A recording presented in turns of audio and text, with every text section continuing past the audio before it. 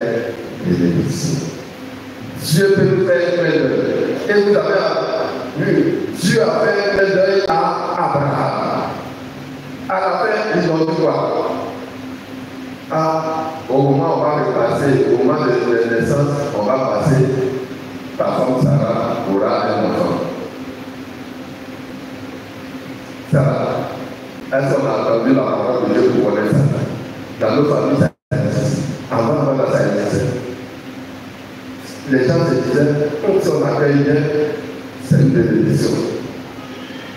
Et c'est là qu'il y a des expressions qui sont mises. Voilà, quand il y en a pour un, il y en a pour deux. Et d'ailleurs, manger ne fait jamais dans la famille. Après la fête, pour les enfants, quand il n'y a pas eu de manger de lendemain, ils sont heureux. Parce qu'il y a le coucher qui va accompagner. Voilà, c'est plus solide que le pain. Vous voyez un peu. Tout ça, c'est développé à cause de ça. L'hospitalité, l'accueil, la fraternité qu'on vivait. Et donc, c'est vrai que les temps sont durs. C'est vrai que le monde a changé. Le monde est devenu dangereux, à l'intérieur comme à l'extérieur.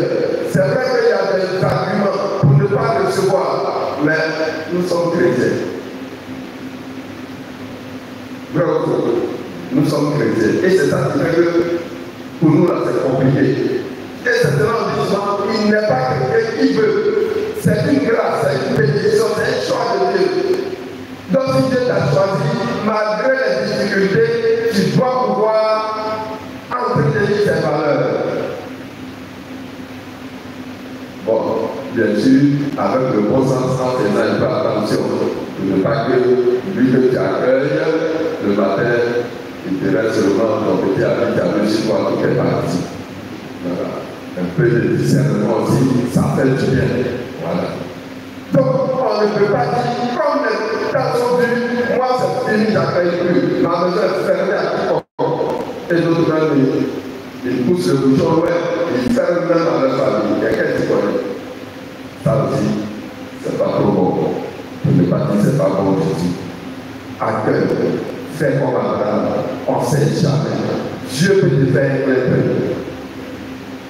Dieu passe par n'importe qui pour te visiter.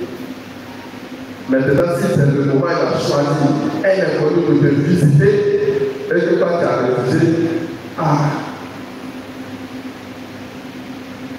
la faute est à Dieu ou bien à toi.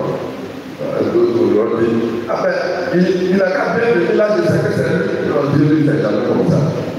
Il vient de façon bizarre.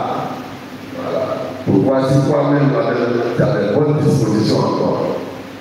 Et donc, Abraham a été.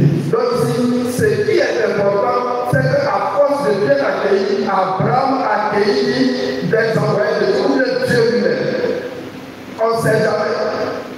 C'est ça qu'il faut retenir. Si aussi c'est l'hospitalité, ça c'était une valeur à l'instant. C'est maintenant que ça a diminué. Même à l'autre, il y en a un peu encore. Là, c'était une valeur. Les gens faisaient. Donc, c'est pas ça. Le père, c'est qu'il faisait tellement bien qu'un jour, Dieu l'a visité.